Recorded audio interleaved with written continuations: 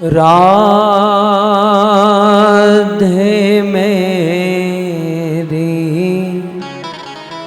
स्वामिनी,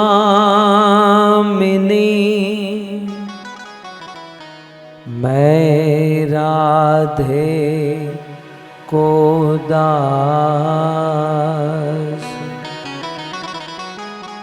राधे मेरी स्वामिनी, मैं राधे को दास। जन्म जन्म मोहे दीजियो,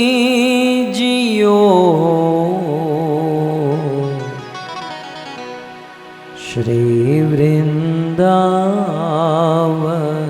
वास,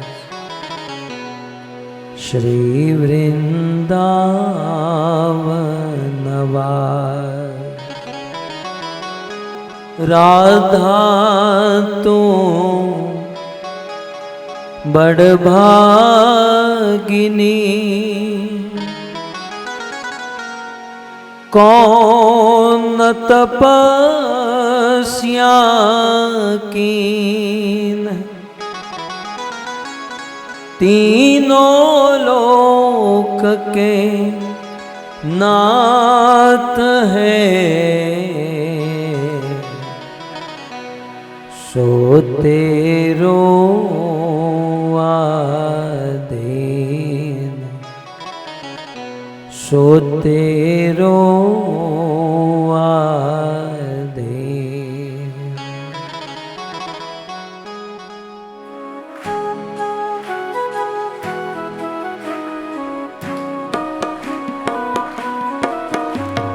जय राधा माधव कुंज बिहारी,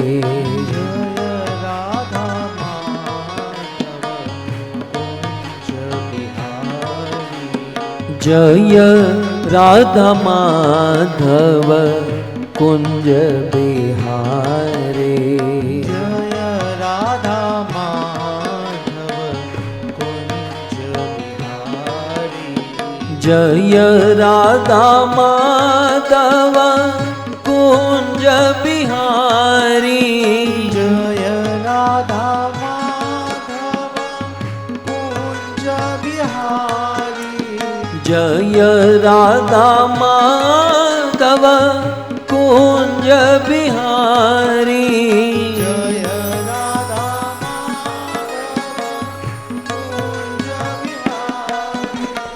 गोपी जनवल्लभ गिरिवरधारी, गोपी जनवल्लभ गिरिवरधारी, गोपी जनवल्लभ गिरिवरधारी, गोपी जनवल्लभ गिरिवरधारी। जय राधा माधव कुंज बिहारी, जय राधा माधव कुंज बिहारी,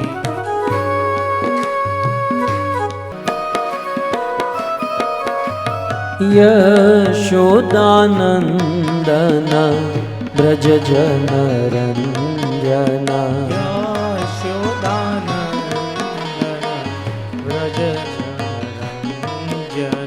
यशोदानंदन जनरंजन, यशोदानंदन ब्रज जनरंजन, यशोदानंदन ब्रज जनरंजन,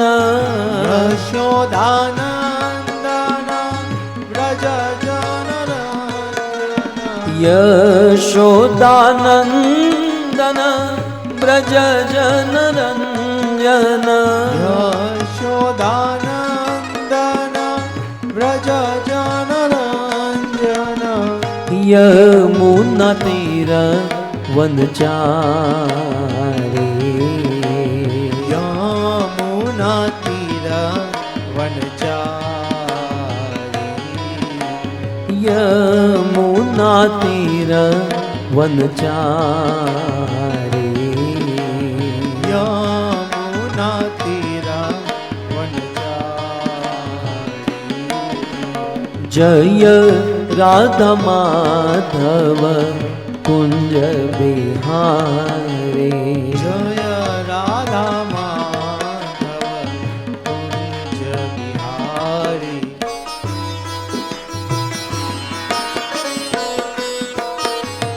जय राधा माधव कुंज बिहारी जय राधा माधव कुंज बिहारी राधे राधे राधे बरसाने वाली राधे राधे राधे राधे बरसाने वाली राधे राधे राधे बरसाने वाली राधे राधे राधे राधे बरसाने वाली राधे राधे राधे राधे बरसाने वाली राधे राधे राधे राधे बरसाने वाली राधे राधे राधे बरसाने वाली राधे राधे राधे राधे बरसाने वाली राधे राधे राधे राधे बरसाने वाली राधे राधे राधे राधे बरसाने वाली राधे राधे राधे राधे बरसाने वाली राधे राधे राधे राधे बरसाने वाली राधे हमारो धन राधा श्री राधा श्री राधा राधा श्री राधा श्री राधा परम धन राधा राधा राधा राधा राधा परम धन राधा राधा राधा राधा राधा परम धन राधा राधा राधा राधा राधा परम धन राधा राधा राधा राधा राधा हमारो धन राधा श्री राधा श्री राधा हमारो धन गाइए राधा श्री राधा श्री राधा हमारो धन राधा श्री राधा श्री राधा हमारो धन राधा श्री राधा श्री राधा जीवन धन राधा राधा राधा राधा राधा जीवन धन राधा राधा राधा राधा राधा जीवन धन राधा राधा राधा राधा राधा जीवन धन राधा राधा राधा राधा हमारो धन राधा श्री राधा श्री राधा हमारो धन राधा श्री राधा श्री राधा हमारो धन राधा श्री राधा श्री राधा हमारो धन राधा श्री राधा श्री राधा राधे राधे राधे बरसाने वाली राधे राधे राधे राधे बरसाने वाली राधे राधे राधे राधे बरसाने वाली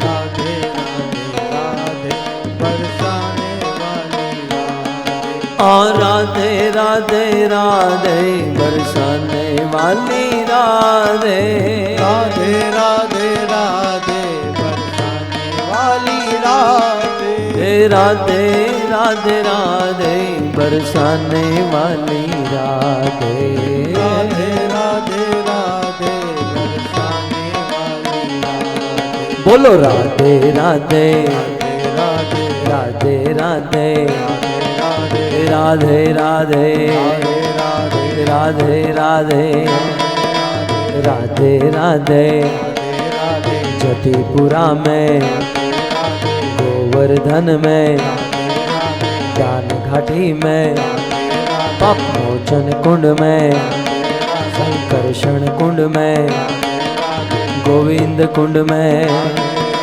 भैरव कुंड में गौरी कुंड में पुचरी का लोटा कुसुम सरोवर श्याम कुटीर में नारद कुंड में ग्वाल पोखरा हरि गोकुल में रमण रति में गोपेश्वर में माँ के बिहारी सने बिहारी मदन मोहन जी गोपीनाथ जी राधा दामोदर राधा विनोद जी साक्षी गोपाल जी राधा माधव राधा वल्लभ युगल किशोर जी राधा रमण जी अष्ट सखी जी केशव देव जी द्वारकाधीश जी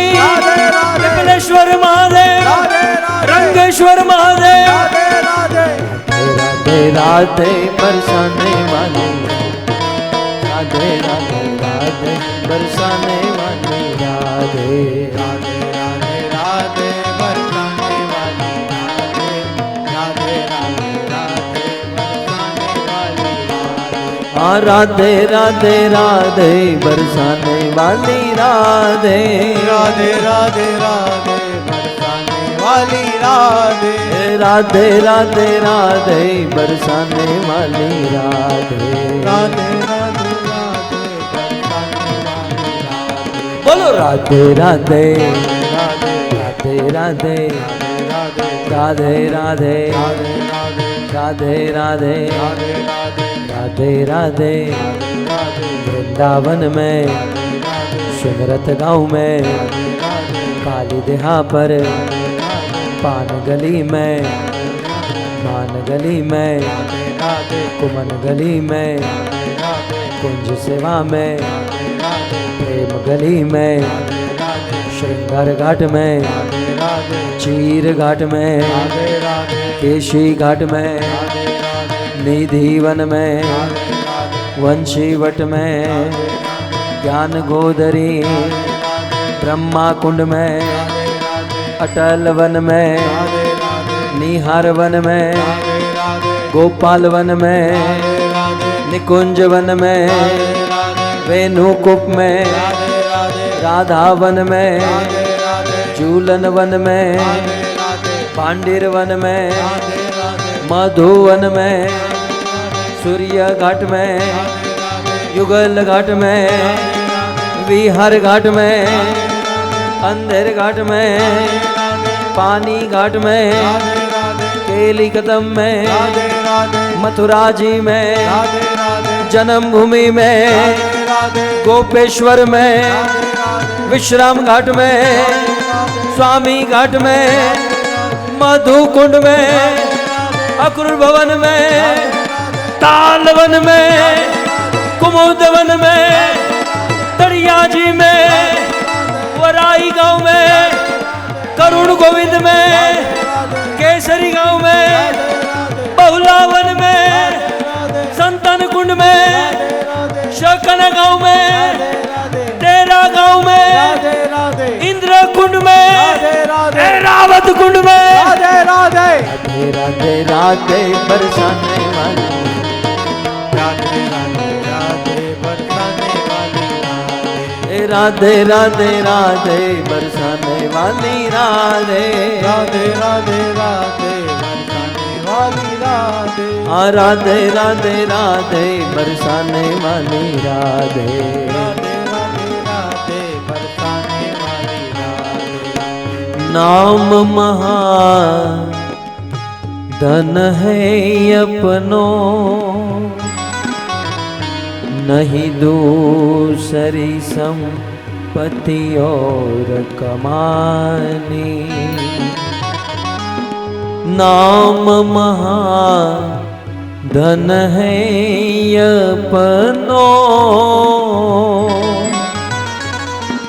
नहीं दूसरी संपत्ति और कमानी। छोड़ यटारी यटा जग की, हमको कुटिया ब्रिज माही बना दे, हमको कुटिया ब्रिज माही बना दे, हमको कुटिया ब्रिज माही बना दे। हमको कुटिया ब्रिज माही बना दे। टूक मिले रसिकों की सदा, और पीबन को यमुना जल पानी। टूक मिले रसिकों की सदा, और पीबन को यमुना जल पानी। हमें यौरन की परवाह नहीं, अपनी ठाकुरानी श्री राधिका रानी, अपनी ठाकुरानी श्री राधिका रानी, अपनी ठाकुरानी श्री राधिका रानी, अपनी ठाकुरानी श्री राधिका रानी, अपनी ठाकुरानी श्री राधिका रानी। अपनी ठाकुरानी श्री राधिका रानी। हाँ, राधा गोपाल कृष्ण, राधा गोपाल कृष्ण, राधा गोपाल कृष्ण राधे। राधा गोपाल कृष्ण, राधा गोपाल, जय श्री श्री राधा गोपाल कृष्ण। कृष्ण राधे। जगन्नाथ जगन्नाथ बलदेव जय सुभद्रा। जगन्नाथ जगन्नाथ जय जगन्नाथ। बलदेवा जय सुभद्रा। रघुपति राघव राजा राम, पतित पावन सीताराम। रघुपति राघव राजा राम, पतित पावन सीताराम। राजा राम पतित पावन सीताराम। राजा राम पतित पावन सीताराम। बोलो रघुपति राघव राजा राम, पतित पावन सीताराम। रघुपति राघव राजा राम, पतित पावन सीताराम। गौरनिताय जय गौरनिताय, गौरनिताय जय गौरनिताय। गौरनिताय जय गौरनिताय, जय श्री श्री गौरनिताय। प्रभुपद प्रभुपाद प्रभुपाद शिल प्रभुपाद। प्रभुपद प्रभुपद प्रभुपद श्रील प्रभुपद। जय जय प्रभुपाद प्रभुपाद प्रभुपाद प्रभुपाद। जय जय प्रभु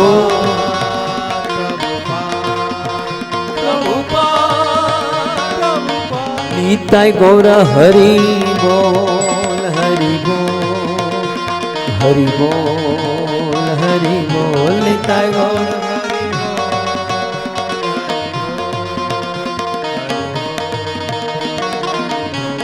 युग धर्म हरिनाम संकीर्तन के ग्रंथराज श्रीमद् भागवतम महापुराण की, रुक्मणी द्वारकाधीश भगवान की, श्रील प्रभुपाद की, निताई गौर प्रेमानंदे।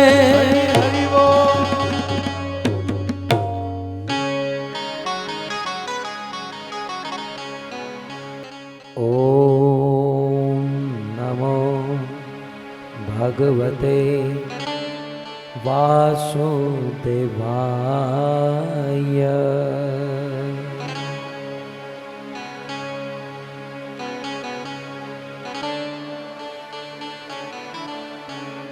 ॐ नमो भगवते वासुदेवाय।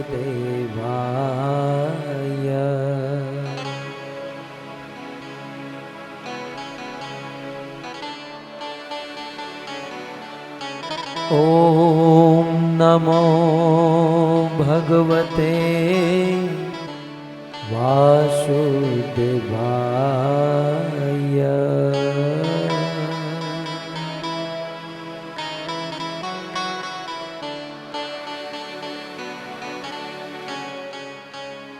श्री रुक्मणी उवाच श्रीरुक्मणी उवाच श्रुत्वा गुणान् भुवनसुन्दर शृण्वतां ते। श्रुत्वा गुणान् भुवनसुन्दर शृण्वतां ते। निर्विश्य कर्णविवरै हरतोऽङ्गतापम्। निर्वेश्य कर्णविहरे हरतोऽङ्गतापम्। रूपं दृशां दृशिमता मखिलार्थलाभम्। रूपं दशं दशिमताम् अखिलार्थलाभम्। त्वय्यच्युता विशति चित्तमपत्रपं मे। त्वय्यच्युता विशति चित्तमपत्रपं मे।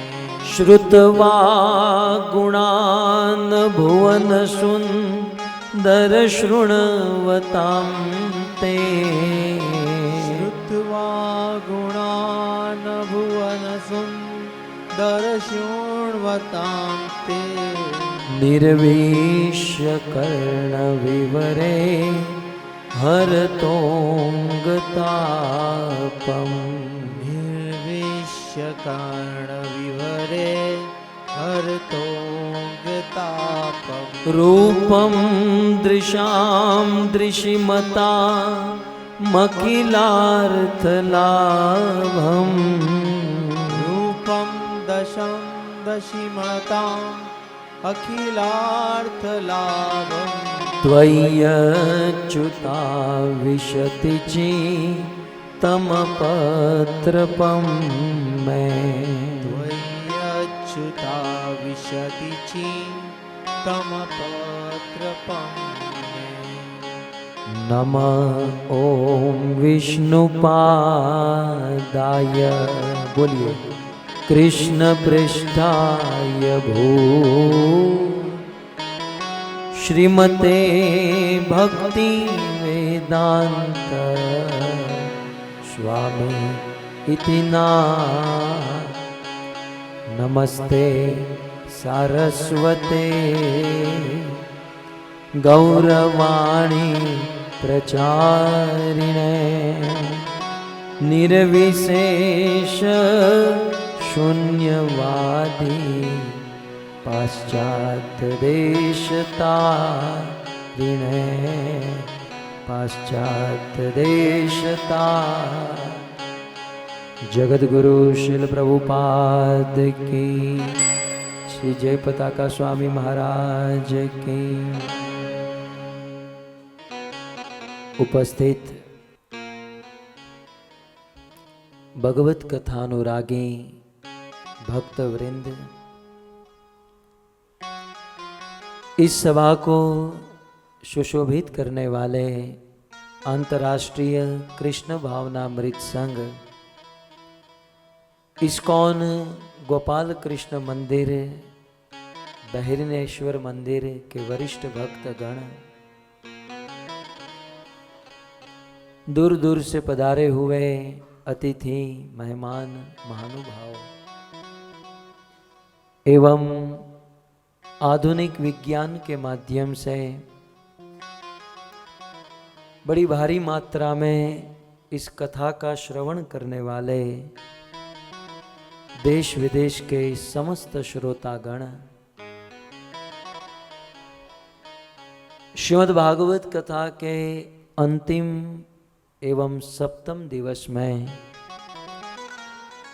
बहरीन की इस व्यासपीठ से पुनः एक बार आप सबका स्वागत एवं आप सबके चरणों में हमारा प्रणाम। एक समय की बात, साक्षात भक्ति देवी जिसका जन्म भारत में दक्षिण भारत साउथ इंडिया में हुआ, द्रविड़े अहम उत्पन्ना वृद्धि कर्णाटके गता क्वचित क्वचित महाराष्ट्रे गुर्जरे जीर्णताम गता। साक्षात भक्ति का जन्म द्रविड़ देश में हुआ और भक्ति के दो पुत्र ज्ञान और वैराग्य कर्नाटक के लोगों ने स्वीकार किया। भक्ति जवान हुई, प्रसन्न हुई, परंतु महाराष्ट्र आदि देशों में गई तो भक्ति को स्वीकार करने वाला कोई नहीं मिला। साक्षात भक्ति महारानी भक्ति देवी वृद्ध हो गई, जीर्ण हो गई, क्षीण हो गई। भक्ति के दोनों पुत्र ज्ञान और वैराग्य भी क्षीण हो गए, बूढ़े हो गए। तब भक्ति देवी अपने दोनों पुत्र को लेकर ब्रज वृंदावन में आती हैं और वृंदावन के प्रभाव से भक्ति तो पुनः जवान हो गई, परंतु उनके पुत्र ज्ञान और वैराग्य बूढ़े होकर मूर्छित होकर गिर गए। देवी भक्ति रोने लगी, क्रंदन करने लगी। स्कंद पुराण में वर्णन है, व्यास मुनि लिखते हैं कि उसी समय वहां पर मनुष्यों के ही नहीं देवताओं के ऋषि देवर्षि नारद पधारे हैं और नारद जी को देखकर क्रंदन करती हुई भक्ति ने नारद को बुलाते हुए कहा, भो भो साधु क्षणम तिष्ठ मत चिंता अपि नाशय। हे साधु, हे नारद, कृपया करके मेरे चिंता को, मेरे दुख को दूर करो। क्या हुआ? बोले मैं भक्ति हूं और ये मेरे दोनों पुत्र ज्ञान और वैराग्य बूढ़े हो गए, मूर्छित हो गए।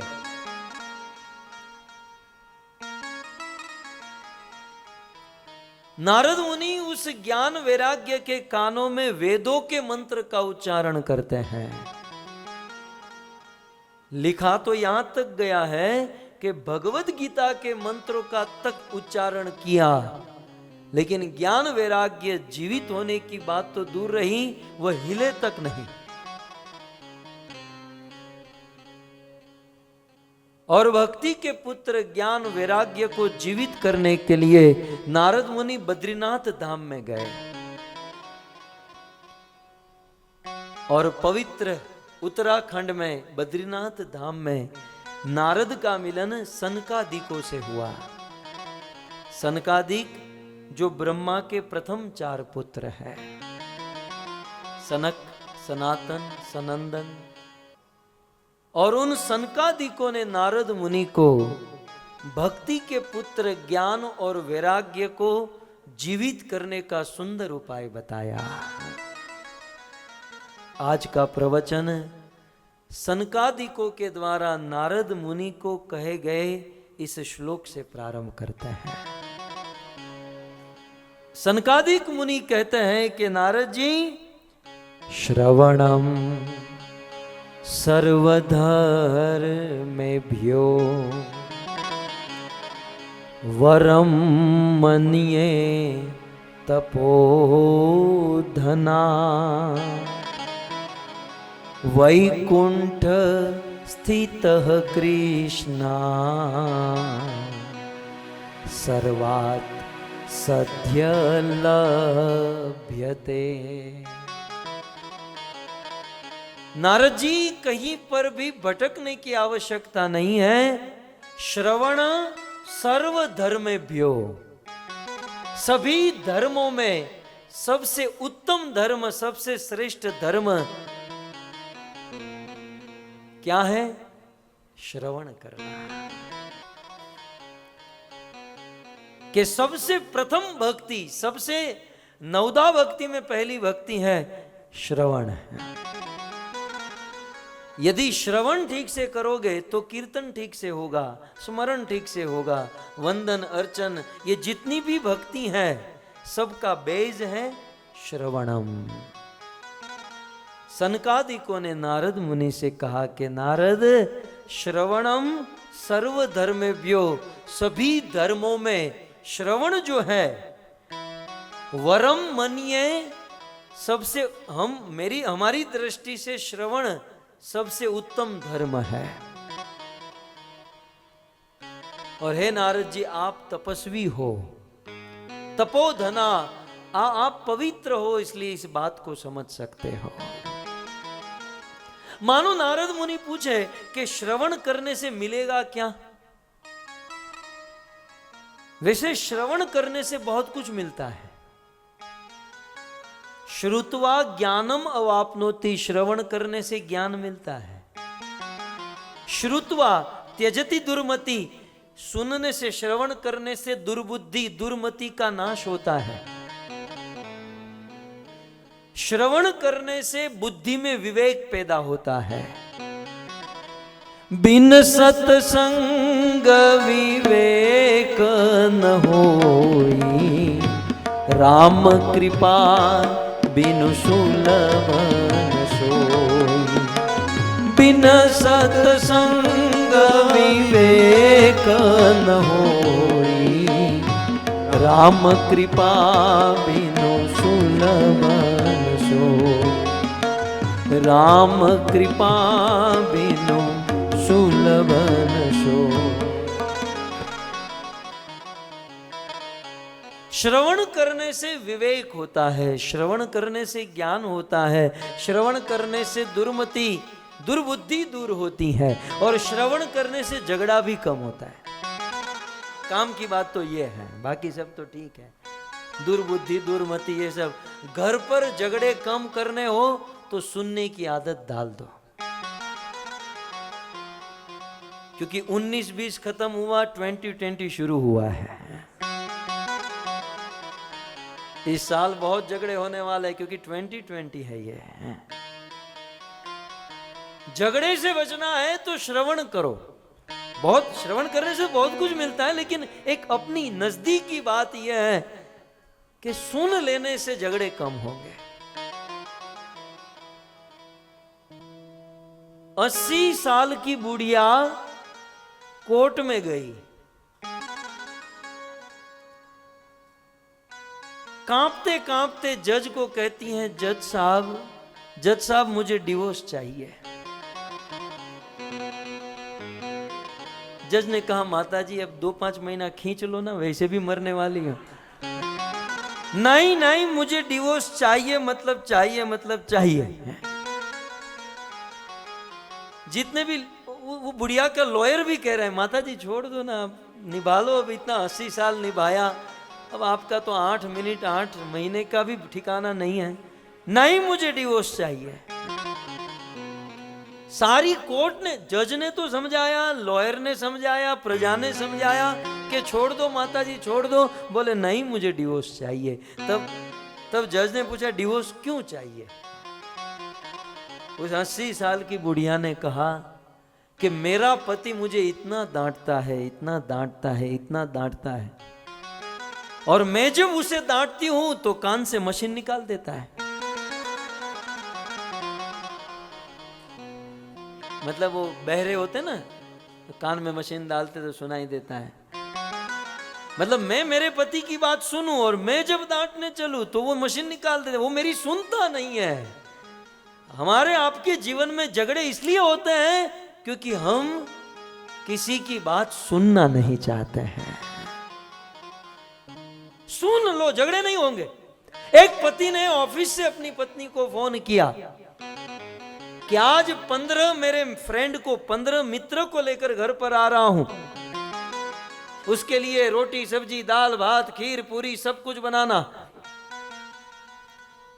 पत्नी ने कहा न बनाऊं तो हम बाहर खा लेंगे।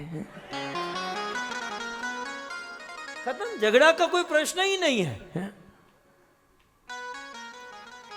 सुनने की आदत, सुनने की आदत डालें। सुनना, देखिए ये तो कुछ अलग संदर्भ में कहा गया, लेकिन प्रैक्टिकल लाइफ में भी श्रवणम सर्वधर्मेभ्यो, ये नया साल प्रारंभ हुआ है ना, इस नए साल का रिजोल्यूशन बना दीजिए कि इस साल हम सुनेंगे। मंदिर गए तो कथा सुनेंगे, घर गए तो पत्नी की सुनेंगे। बस सुनने की आदत डाल दो, जीवन धन्य हो जाएगा, धन्य हो जाएगा। लेकिन नारद मुनि ने पूछा सनकादिक को, आइए फिर से बद्रीनाथ में जाते हैं। उस बद्रीनाथ धाम में नारद जी ने सनकादिक ऋषि मुनियों को पूछा कि श्रवण करने से लाभ क्या होगा। श्रवणम सर्वधर्मेभ्यो और वरम मनीय तपोधना, श्रवण यदि सबसे बड़ा धर्म है तो इसका लाभ क्या है। सनकादिक मुनि कहते हैं कि वैकुंठात स्थित कृष्ण, जो कृष्ण भगवान वैकुंठ में रहते हैं, कहते हैं साक्षात सद्य लभ्यते, वो भगवान कृष्ण, उनकी कथा श्रवण करने से सद्य तुरंत ही प्राप्त हो जाएंगे, तुरंत ही मिल जाएंगे। श्रवण करने का ये लाभ है। श्रीमद् भागवत लिखना प्रारंभ किया और शुरुआत के श्लोक में ही व्यास मुनि ने कह दिया, धर्म प्रोजित कैतवोत परमो निर्मत्सराणाम सताम वेद्यम वास्तव मत्र वस्तु शिवदम तापत्रयोन्मूलनम श्रीमद् भागवते महामुनि कृते किं वा परेरीश्वर सद्य ही अवरुद्धते कृतिभिः शुश्रूषुभिः तत्क्षणात्। टोटल बाउंसर गया है। लेकिन मैंने आपको प्रमाण दिया, अब इसे समझाऊंगा। व्यास मुनि ने भागवत के प्रारंभ में लिखा कि जो लोग इस भागवत को सुनते हैं और भगवान मिलते हैं, ये तो बड़े दूर की बात हो गई। भागवत सुनकर भगवान मिलेंगे तो दूर की बात है, भागवत सुनने की कोई इच्छा करे। यदि कोई ऐसा सोचे कि हम 2 महीने के बाद 4-6 महीने के बाद भागवत सुनेंगे, सुना नहीं है। यदि कोई इच्छा करे कि हम भागवत सुनेंगे तो इच्छा करने मात्र से भगवान उस भक्त के हृदय में प्रकट हो जाते हैं।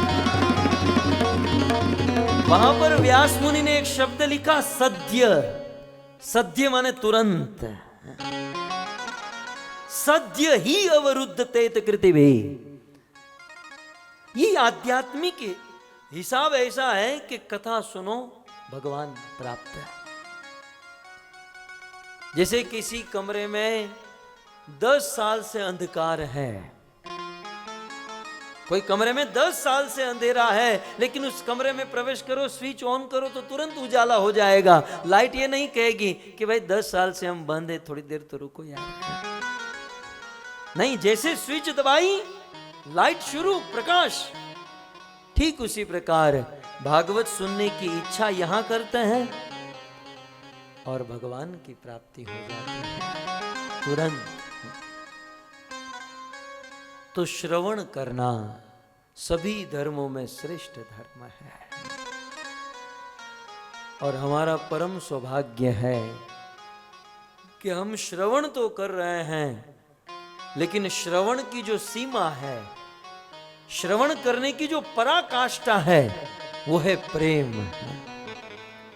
सभी सिद्धांतों में, सभी ग्रंथों में, सभी शास्त्रों में प्रेम को सबसे ऊंचा माना गया है।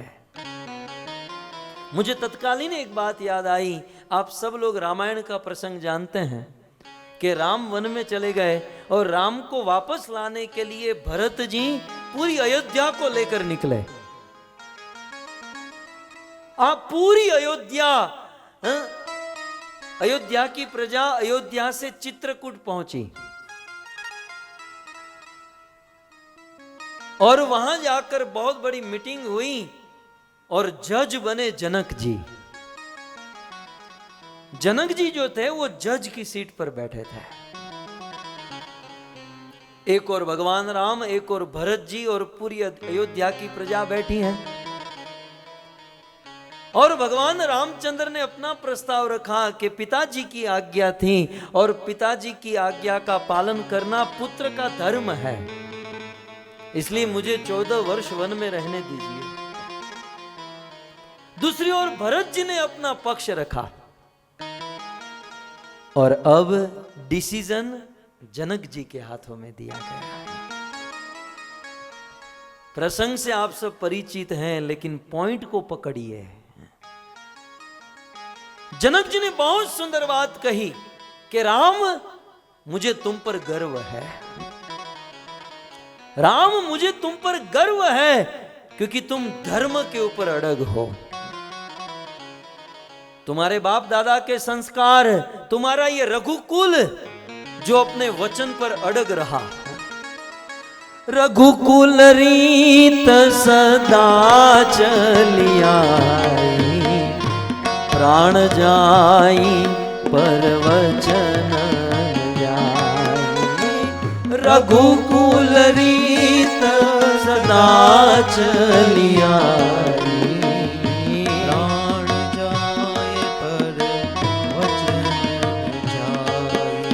राम रघुकुल है, सूर्य वंश रघुकुल में ऐसे ऐसे राजा हुए कि अपने वचन को निभाने के लिए प्राण दे दिए, अपनी संपत्ति दे दी, अपना पूरा राज्य प्रदान कर दिया। महाराज हरिश्चंद्र एक दिन पूरी धरती के चक्रवर्ती सम्राट, लेकिन वचन को सत्य करने के लिए अपनी सारी सृष्टि विश्वामित्र को दान में देकर काशी की बाजार में जाकर पत्नी को बेच दिए, पुत्र को बेच दिए और स्वयं महाराज हरिश्चंद्र बिक गए। एक कबूतर की रक्षा करने के लिए महाराज शिबी ने अपने शरीर का सारा मांस काट कर दे दिया।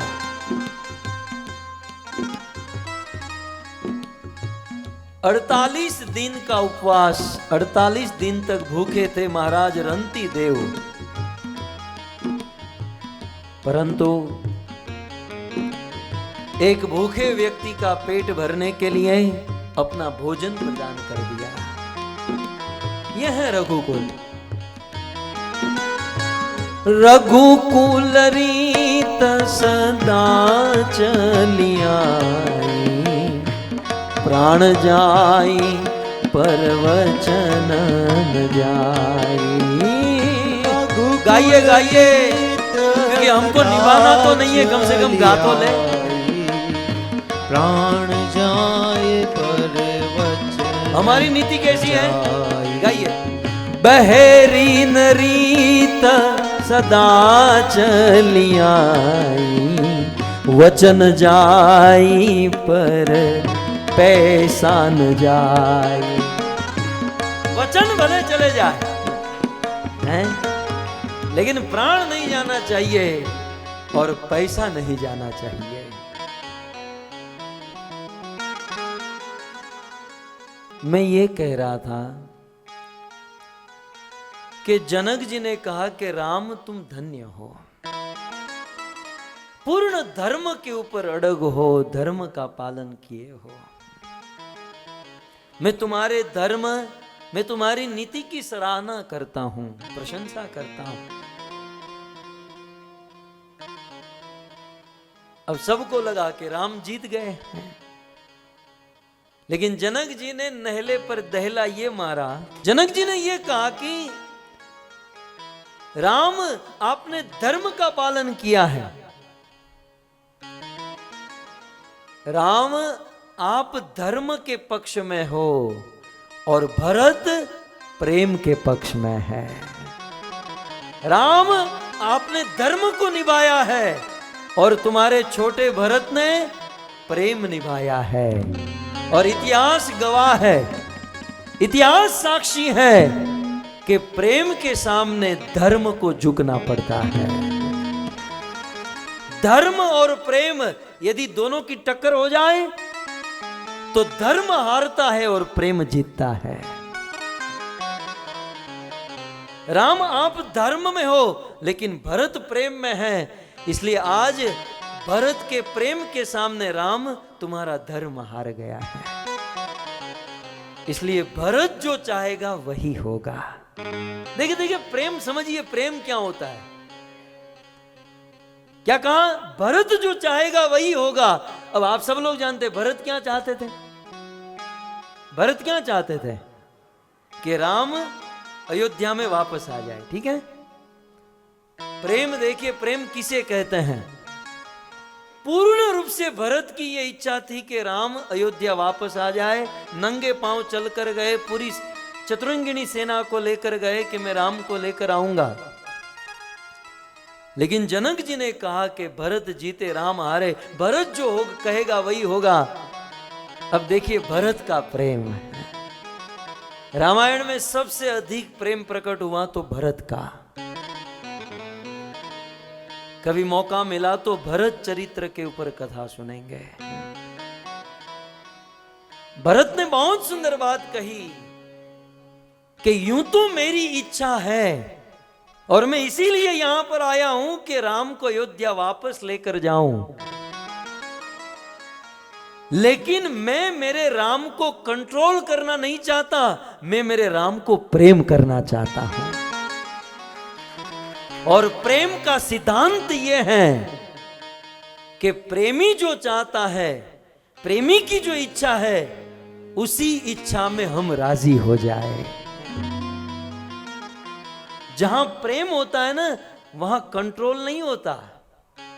बाजी भरत के हाथ में थी, भरत कहते तो राम को अयोध्या आना पड़ता, लेकिन भरत ने कहा कि मैं आपको जबरदस्ती अयोध्या लेकर जाऊं तो प्रेम काहे का। प्रेम में कोई जोर जबरदस्ती नहीं होती। इसलिए प्रभु, यद्यपि मैं जीता हूं लेकिन मैंने आपसे प्रेम किया है, आपकी जो इच्छा होगी वही हम करेंगे। और यदि आपकी इच्छा यह है कि आप 14 साल वन में रहो तो आप अपनी चरण पादुका मुझे दे दो, खड़ऊ मुझे दे दो। मैं अयोध्या के सिंहासन पर आपके चरण रखूंगा और सेवक बनकर 14 वर्ष तक अयोध्या का ध्यान रखूंगा। आप वापस लौटिएगा और अयोध्या के आसन पर बैठिए। ये है प्रेम। हम जिसे प्रेम कहते हैं ना, वो प्रेम है ही नहीं। मैं मेरे पति से बहुत प्रेम करती हूं। यदि कोई पत्नी पति से प्रेम करती है तो वो पति को कभी बंधन में डालना नहीं चाहेगी। तुम्हें 7 बजे ऑफिस से घर पर आना है तो आना है, ये प्रेम है? ये प्रेम नहीं है। आप ऐसी भाषा बोलो, आप ऐसी सेवा करो कि पति 7 बजे आने वाला होगा, 6 बजे आकर बैठ जाएगा। ये प्रेम है। प्रेम में कोई बंधन नहीं होता। या पुरुष लोग कहते हैं कि मैं तुझे कहता हूं कि तू किसी लड़के के सामने मत देखना, तू किसी पुरुष से बात मत करना, ये भी कोई प्रेम नहीं है। प्रेम में कोई बंधन नहीं, प्रेम में कोई कंट्रोल नहीं होता। अपनी पत्नी को इतना प्यार दो, इतना प्यार दो कि आपकी पत्नी को आपके अलावा कोई पुरुष दिखाई ही ना दे। ये प्रेम है। प्रेम का सिद्धांत जानते नहीं और निकल पड़े हैं प्रेम करना है।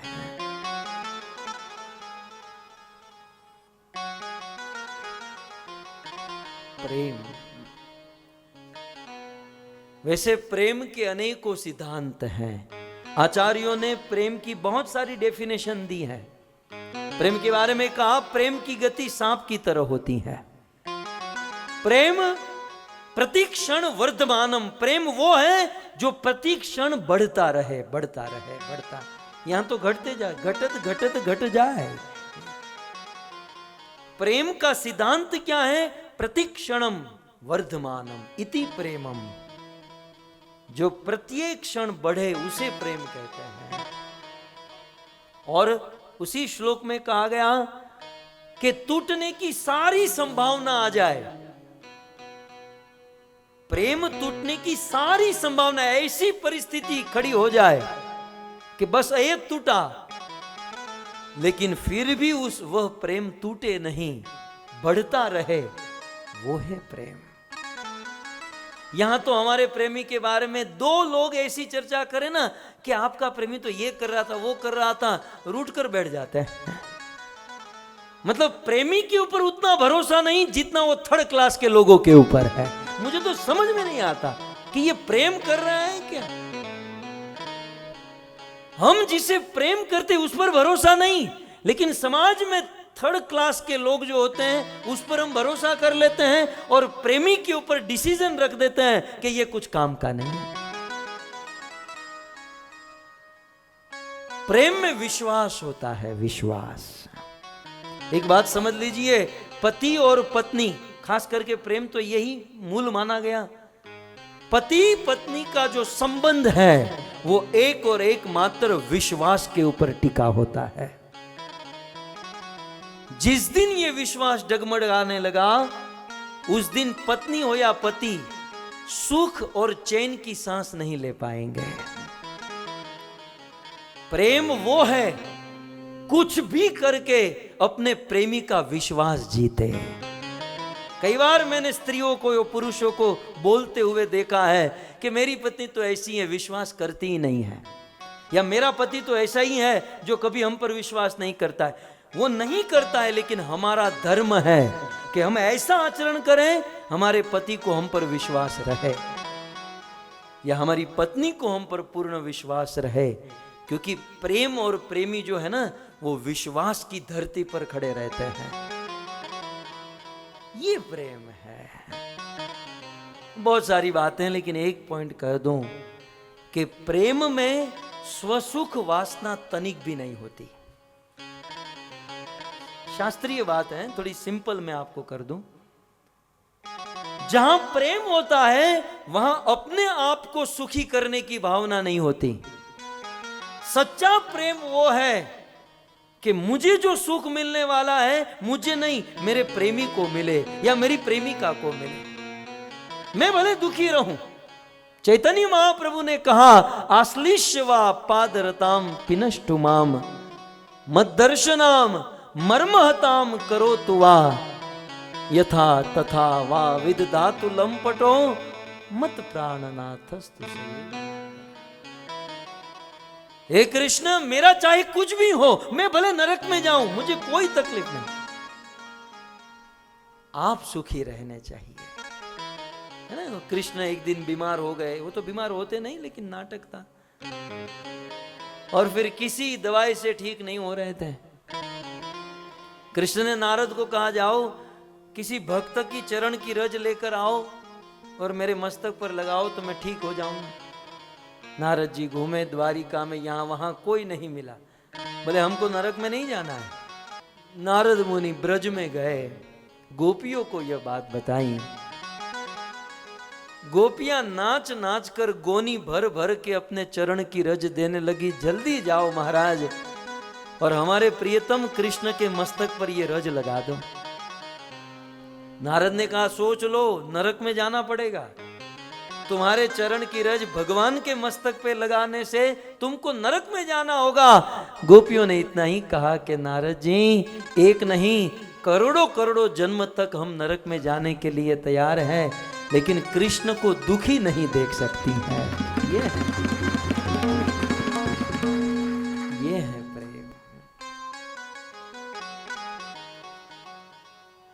शायर जगत के बहुत बड़े शायर हुए, मजबूर साहब। किसी ने मजबूर साहब को पूछा कि मजबूर साहब, ये मोहब्बत कब तक, ये सेवा कब तक करोगे? उन्होंने बिल्कुल सिंपल भाषा में कहा कि इश्क, मोहब्बत, प्यार, सेवा कब तक? जब तक फनाह न हो जाए, तबाह न हो जाए, बर्बाद न हो जाए, हम तब तक मोहब्बत करेंगे। ये है प्रेम, कि अपने प्रेमी को प्रसन्न करने के लिए हैं, फना हो जाए, तबाह बर्बाद तक हो जाए, लेकिन मेरा प्रेमी प्रसन्न होना चाहिए। कि प्रेमी प्रसन्न हो, उसी में मेरी राजी है हम उसमें जिसमें तेरी रजा है। हे ईश्वर, हे प्रभु, हम तो उसी में राजी हैं जिसमें तेरी रजा, तुझे जो मंजूर है। इस बात को चैतन्य महाप्रभु कहते हैं, निजेंद्रिय प्रीति वांछा तार नाम काम, कृष्णेन्द्रिय प्रीति वांछा धरे प्रेम नाम। अपनी इंद्रियों को तृप्त करने के लिए, अपने आप को सुखी करने के लिए जो प्रेम करते हैं, वो प्रेम नहीं, वो तो काम है, वो लस्ट है, वो कामना है। लेकिन अपने प्रेमी के लिए तत्सुख, सुखित्व का भाव, या ईश्वर को प्रसन्न करने के लिए जो भक्ति करते, जो सेवा करते हैं, उसे प्रेम कहा जाता है। दुनिया में प्रेम कहाँ है? एक 16 साल की या 18 साल की लड़की ने 60 साल के बूढ़े से शादी की, सत्य घटना। 18 साल की लड़की ने 60 साल के बूढ़े से शादी की, तो लड़की की जो फ्रेंड सर्कल तो होता है ना, उनकी फ्रेंडों ने कहा कि यार तूने 60 साल के बूढ़े से शादी की, तू दिखने में अच्छी खासी लग रही है, आखिर कारण क्या है? इसने 2 पॉइंट बताए कि मैं 18 साल की और मैंने 60 साल के बूढ़े से शादी की। कारण एक तो इनकी इनकम, एक ये 60 साल का जो बूढ़ा है, एक तो इनकी इनकम, दूसरे इनके दिन कम। आधे लोग समझ गए, आधे धीरे धीरे समझ जाएंगे। एक तो इनकी इनकम, दूसरे इनके दिन कम। इसकी इनकम अच्छी है और इसके जीवन में दिन भी कम है। ये गया अब गया अब गया हो रहा है, ये जाएगा, धन मेरा हो जाएगा। विनोद समझ गया।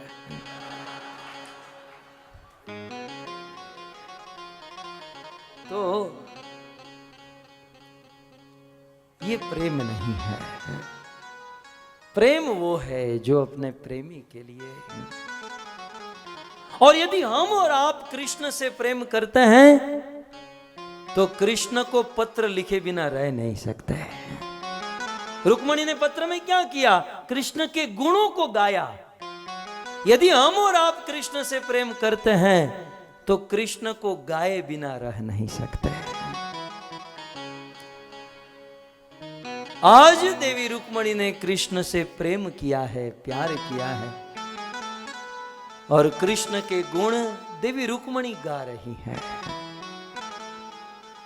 देवी रुक्मणी पत्र में रुक्मणी कहती है, श्रुत्वा गुणान भुवन सुंदर शृण्वतां ते निर्वेश्य कर्ण विवरे हरतोंगता। तो ये 2 लाइन पर हम लोग चल रहे थे कि हे भुवन सुंदर, हे कृष्ण, हे भुवन सुंदर, हे कृष्ण,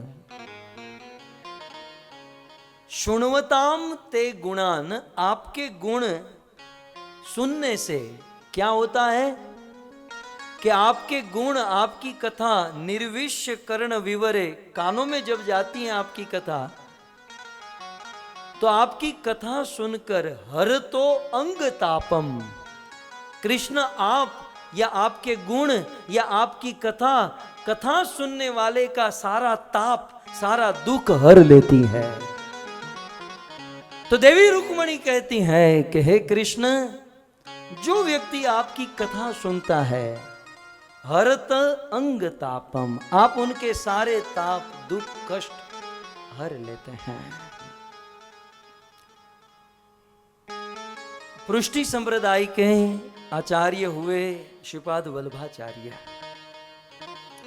और वल्लभाचार्य जी ने भागवत के ऊपर बहुत सुंदर अपनी टीका, अपना मंतव्य दिया, और जिसका नाम रखा उन्होंने सुबोधिनी। कई सारे भक्त होकर वल्लभाचार्य का अपमान करते हैं, अपराध करते हैं। ये संसार बड़ा विचित्र है भक्तों। छोटी सी उम्र में हमने इन आंखों से बड़ी विचित्रता देखी है कि चींटी की औकात नहीं और हाथी के ऊपर टिप्पणी करने बैठते हैं। कोई ज्ञान नहीं, कोई नॉलेज नहीं, लेकिन वल्लभाचार्य जैसे संत के ऊपर दोषारोपण, गोस्वामी तुलसीदास जी के ऊपर कुछ दोषारोपण। पहले अपनी औकात, अपना ठिकाना तो देखो कि हमारा घराना कौन सा है। कवि कर्णपुर गौर गणोदेश दीपिका में लिखते हैं कि वल्लभाचार्य सुखदेव गोस्वामी के अवतार है, स्वयं शुक अवतार श्रीपाद वल्लभाचार्य है। ऐसे वल्लभाचार्य ने भागवत के ऊपर बहुत सुंदर टीका लिखी, श्लोकों के ऊपर भी बहुत कुछ लिखा। लेकिन एक बात जो मुझे याद आ रही है कि ये जो श्लोक है ना, निर्विश्य कर्ण विवरे हर तोंग तापम, इसमें एक शब्द है हर तो अंग तापम। अंग शब्द, अंग का एक अर्थ तो ये होता है कि हमारे अंग में जितना भी ताप है, दुख है, आपकी कथा के द्वारा दूर हो जाता है, एक अर्थ। लेकिन वल्लभाचार्य ने सुबोधिनी में लिखा कि ये अंग शब्द जो है ना, ये भी एक संबोधन है। संबोधन तो समझ गए ना, जानू वो वाला है? संबोधन। जैसे भुवन सुंदर एक संबोधन है, तो अंग भी एक संबोधन है। भागवत में बार बार यह संबोधन एक दूसरों के लिए इस्तेमाल किया गया है। आज देवी रुक्मणी ये अंग संबोधन कृष्ण को दे रही है कि हे कृष्ण, कृष्ण आप मुझे कितना प्रिय हो, अंग, मेरे अंग की तरह आप मुझे प्रिय हो। रुक्मणी को पूछे कि आपका कृष्ण से कितना प्रेम है, तो अंग शब्द से वो बताना चाहती हैं कि हम हमारे अंग के समान आपको प्रेम करते हैं। इस दुनिया में आदमी अपने शरीर को कितना प्रेम करता है। कोयले जितना काला होता है, काई लेवानु न होए, लेकिन 2-2 घंटे कांच के सामने खड़ा रहता है। अरे वो लोग कांच को शर्म आ जाती है कि भाई अब तू निकलना यहां से, क्योंकि तू खड़ा रहेगा तो मैं काला हो जाऊंगा। लेकिन जो भी है, आदमी को अपना अंग बड़ा प्रिय होता है।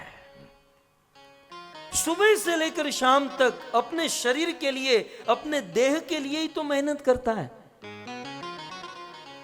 सुबह से लेकर ब्रश करो, स्नान करो, भोजन करो, पैसे कमाओ, किसके लिए? शरीर के लिए। बहुत पैसे आ जाए तो एंटरटेनमेंट करो, मेकअप करो, ब्यूटी पार्लर जाओ, ये करो, वो करो, शरीर शरीर। हाथ में कोई पैसों की बैग लेकर जाता है और कोई डाकू, कोई चोर आ गए तो वो कहता है ये बैग भी लेकर जा और बैंक का चेक भी दे दूंगा, ये भी ले ले, लेकिन मुझे छोड़ दे, क्योंकि शरीर प्रिय होता है। सो आत्मवत, हे कृष्ण, मेरे अंग के समान आप मुझे प्रिय हो। श्रीमद् भागवत में कृष्ण उद्धव से कहते हैं कि जो अपने शरीर से ही प्रेम करता है और अपनी जन्मभूमि को ही श्रेष्ठ मानता है, और बस जन्माष्टमी कब है पता नहीं होता, एकादशी कब है पता नहीं होता, लेकिन एक भी अपना बर्थडे चूकता नहीं है। हैप्पी बर्थडे टू यू तो करना ही है। कृष्ण इतनी बड़ी बड़ी गाली देते हैं कि जो लोग अपने शरीर को ही श्रेष्ठ मानते हैं और अपनी जन्मभूमि को ही श्रेष्ठ मानते हैं और अपना जन्मदिन मनाते हैं और अपना फोटो अपने घर पर टांगते हैं, कृष्ण कहते वो गधा है। जितनों के घर पर है उतार देना। कृष्ण गाली देकर कहते हैं वो गधा है। श्लोक में कहते हैं, जेन्युइनली कहते हैं, यस्यात्म बुद्धि कृपणे त्रिधातु के स्वधि कलत्रा दिशु भौम इज्जति यतीर्थ बुद्धि सलिलेन कर ही चित नेश्व अभिज्ञेषु स एव गो खर। खर माने गधा।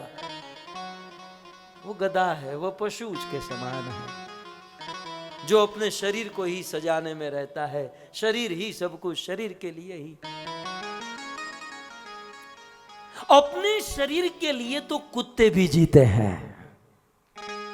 शरीर का ध्यान रखना, शरीर को ही संवारना, ये कोई बड़ा काम नहीं है। जीवन में कुछ कर कर जाना चाहते हो, कुछ बनना चाहते हो, इतिहास के पत्तों पर अपना नाम दर्ज कराना चाहते हो, तो परोपकार करो, दूसरों के लिए कुछ करो। अपने लिए तो सब जीते हैं, दूसरों के लिए कुछ करें। आपको यह ज्ञान रहना चाहिए मैं किस शब्द पर बोल रहा हूं, अंग शब्द पर चल रहा है। देवी रुक्मणी कह रही हैं कि हे कृष्ण, आप मुझे हमारे अंग के समान प्रिय हो। जैसे संसार में देखिए, पूरी रामायण का अंत करते हुए गोस्वामी तुलसीदास जी ने बहुत सुंदर बात बताई। पूरी रामायण लिखी मानो राम पूछे कि इतना भगीरथ कार्य किया तुलसीदास, क्या चाहिए तुम्हें? तुलसीदास जी ने बहुत सुंदर बात बताई। क्या कहा? काम ही प्यारी। एक कामी व्यक्ति को किसी स्त्री में जितनी आसक्ति होती है ना, उतनी आसक्ति राम मेरी आप में हो जाए, ऐसा आशीर्वाद दे दीजिए। अंग ताप, अंग शब्द के ऊपर कह रहा हूं। इस दुनिया में हम लोग हमारे शरीर की या हमारे किसी रिलेटिव के शरीर की आसक्ति में बहुत फंसे हुए हैं। लेकिन वही आसक्ति, वही प्रेम यदि कृष्ण से हो जाए तो जीवन धन्य बन जाए। देवी रुक्मणी कहती है कि आप मेरे अंग के समान प्रिय हो। आइए आगे बढ़ते हैं। अब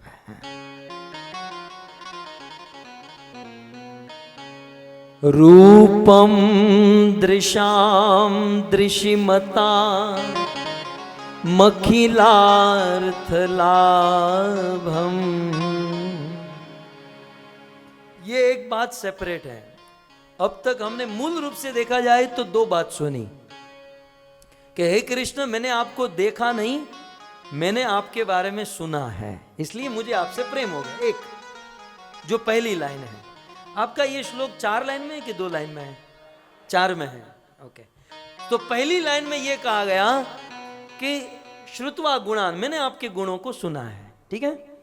सेकंड लाइन में ये कहा गया कि आपके गुण कानों में निर्विष्य, जिसके कानों में जाते हैं, हर तो अंग तापम, उसका ताप दुख दूर हो जाता है, ठीक है। अब ये तीसरी लाइन जो है, रुक्मणी ये तीसरी लाइन लिख रही है, इसमें कृष्ण को देखने की बात कर रही है कि हे कृष्ण, रूपम दृशाम, एक बार यदि कोई आपका रूप देख ले। वैसे रुक्मणी ने रूप देखा नहीं है, रुक्मणी ने तो अभी सुना है, अब देखिए, केवल आंखों से देखना ही देखना, ये समझना होगा ये बात, तभी हम ये श्लोक समझ पाएंगे। क्योंकि तीसरी लाइन का प्रारंभ है रूपम दृशा। आपके रूप को जिसने देख लिया उसको क्या फल मिलेगा? लेकिन रूप को देखने का, रुक्मणी ने तो रूप देखा नहीं, तो रूप देखने का वास्तविक अर्थ क्या है? किसी भी रूप को हम 2 तरीके से देख सकते हैं, एक तो आंखों से और एक कानों से, है ना। एक हम आंखों से देख सकते हैं, एक है कानों से। हम आंखों से जो देखते ना, उससे कोटि कोटि गुना श्रेष्ठ और उत्तम तरीके से देख सकते हैं कानों से।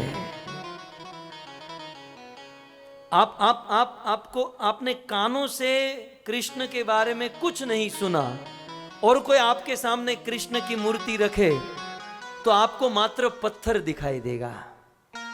लेकिन यदि कानों से उनके रूप, उनके गुण, उनकी लीला, उनका प्रभाव, उनका पराक्रम सुना है, तो उस पत्थर में आपको भगवान दिखाई देंगे। इसलिए दो तरीका होता है देखने का, आंखों से और कानों से। रुक्मणी ने कृष्ण के रूप को देखा है, लेकिन आंखों से नहीं देखा, कानों से देखा है।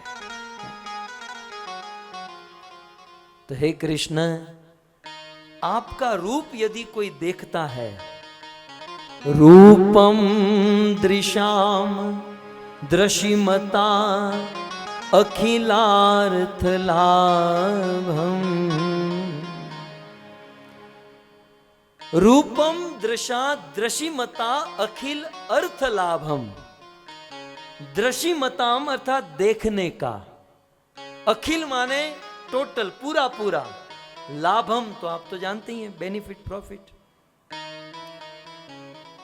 भगवान ने हमको आंख दी है, ये आंख का वास्तविक यूज, आंख का असली लाभ क्या है?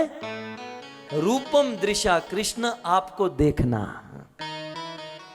एक बार भी कृष्ण कोई आपको देख ले तो आंख मिलने का जो लाभ है वो पूरा लाभ प्राप्त कर जाता है। आपका रूप ही आंखों को मिलने का लाभ है।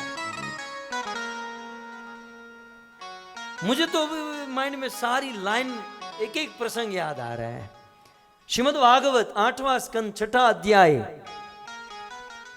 ब्रह्मा, पृथ्वी, इंद्र, चंद्र, 33 करोड़ देवी देवता, शिव, नारद, सब लोग क्षीर सागर के तट पर गए और भगवान को पुकारे, जय जय सुरनायक जन सुखदायक प्रणतपाल भगवंता। पुरुष सूक्त नामक स्तुति की और भगवान को पुकारे और भगवान प्रकट हुए। ब्रह्मा जी ने बहुत सुंदर बात कही कि प्रभु, प्रभु ये जो हम आपको देख रहे हैं और आपको देखकर हमको इतना आनंद मिल रहा है, इतना आनंद। इसी भागवत में ब्रह्मा ने कहा कितना आनंद, कहते हैं गजाद वार्ता इव गांग मंभ। गज, गज माने हाथी। कोई हाथी किसी दावानल में फंस जाए, दावानल समझते हैं? पर्वत पर या वन में जब आग लगती है, चारों ओर से आग होती है, उसे दावानल कहते हैं। तो वन में कोई चारों ओर से आग लगे और उसमें बहुत विशालकाय हाथी उस आग की लपट में फंस जाए और वह आग की लपट उस हाथी को जलाती है। चिड़िया हो, पक्षी हो तो उड़कर चली जाए, लेकिन हाथी है, बेचारा कहां जाए? चारों ओर से आग लगी हुई है और आग की लपट उसे तप्त दग्ध कर रही है, जला रही है। लेकिन उस चारों ओरों से जलती हुई आग के बीच में तप्त हाथी को अचानक गंगा नदी का दर्शन हो जाए, बर्फ जैसा ठंडा मां गंगा का स्पर्श मिल जाए, तो गजाद वार्ता इव गंग मंभ, चारों ओर से आग से लपट दग्ध हुआ हाथी गंगा में प्रवेश करे और उसे जो सुख अनुभव होता है, उतना सुख है कृष्ण आपका दर्शन करके हमको मिल रहा है। ये सुख है। रूपम दृशा दृशिमता अखिलार्थ लाभम। ये आंख मिलने का फल तो यही है ना कि भगवान का दर्शन हो। ये तो हुआ भागवत रामायण में। चलिए, 14 वर्ष तक अवधवासियों की आंखें तरस गई अपने राम को देखने के लिए। आंखों से आंसू नहीं सूखा, किसी ने अपने घर पर दिए नहीं जलाए, लेकिन जिस दिन राम अयोध्या में आए और राम को देखकर अवध वासियों को कितना आनंद मिला, गोस्वामी जी लिखते हैं, जन्म रंग, शब्द के ऊपर ध्यान दीजिएगा, जन्म रंग जिमि पारस पावा, अंध ही लोचन लाभ सुहावा। 14 वर्ष विरह के बाद अवधवासियों ने अपने प्राण, अपने ईश्वर, अपने भगवान, इष्ट आराध्य भगवान राम को देखा तो कितना आनंद हुआ। कहते हैं जन्म रंक जिमि पारस पावा और अंत ही लोचन लाभ सुहावा। जन्म से कोई दरिद्र है, रहने के लिए घर नहीं, पहनने के लिए ठीक से वस्त्र नहीं, खाने के लिए भोजन नहीं, बड़ी दरिद्रता, बड़ी गरीबी। जन्म से कोई दरिद्र गरीब आदमी, ठीक से भोजन भी नहीं है, घर बार कुछ नहीं है, ऐसे दरिद्र गरीब जीवन जीते हुए अचानक किसी व्यक्ति को पारसमणि मिल जाए, जन्म रंक जिमि पारस पावा, जन्म से दरिद्र आदमी को पारसमणि मिल जाए और जितना सुख होता है उतना ही सुख राम का दर्शन करके अयोध्या की प्रजा को प्राप्त हुआ। सो जन्म रंक जिमि पारस पावा, अंध ही लोचन लाभ सुहावा। और जन्म से कोई अंधा है, वो अंधा आदमी दुनिया को सुन तो रहा है कि बहरीन है, बहरीन का बगीचा है, अमेरिका है, ये है वो है, दुनिया ऐसी है, लोग ऐसे हैं, गाड़ियां, घर, बंगले, दुनिया के बारे में वो सुनता है लेकिन दुनिया को देखा नहीं। जन्म से अंधा व्यक्ति जो अपने अंधेपन से पीड़ित है, उसे अचानक आंख मिल जाए, है? जन्म से अंधे व्यक्ति को आंख मिल जाए और जितना सुख होता है उतना ही सुख भगवान का दर्शन करके प्राप्त होता है।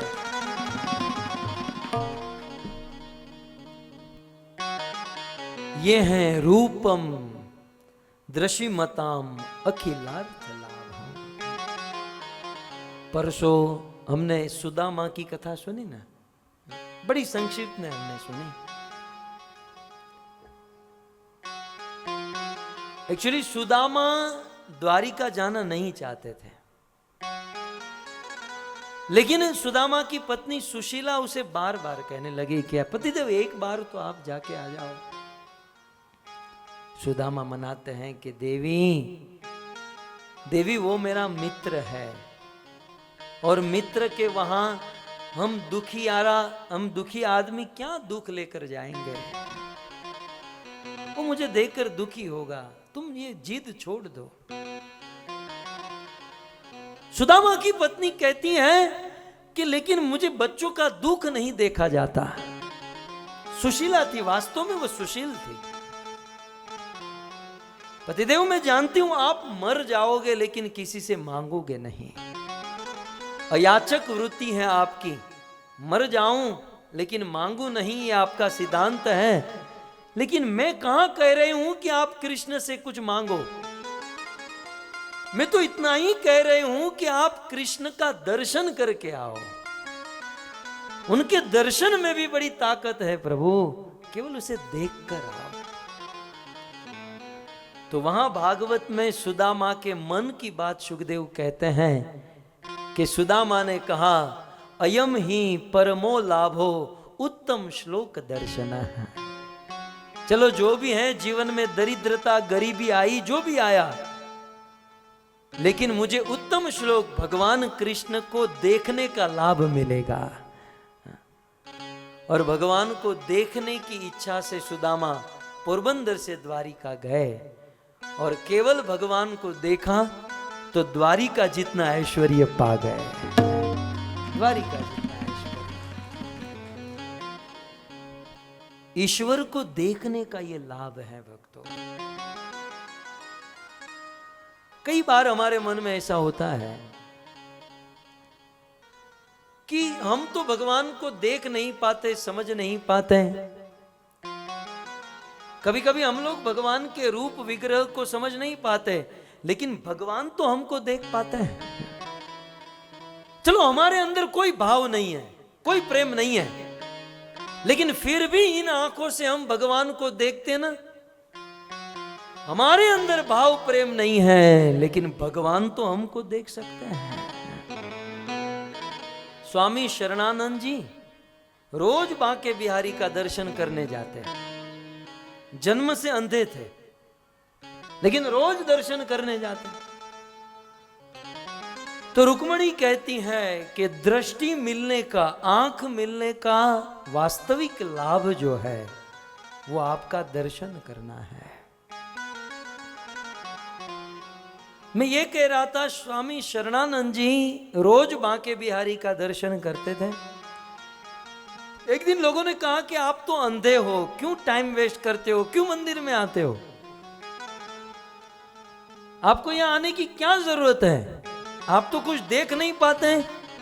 स्वामी शरणानंद जी ने इतना ही कहा कि मैं नहीं देख पाता हूं, लेकिन मेरे बांके बिहारी तो मुझे देख पाते हैं,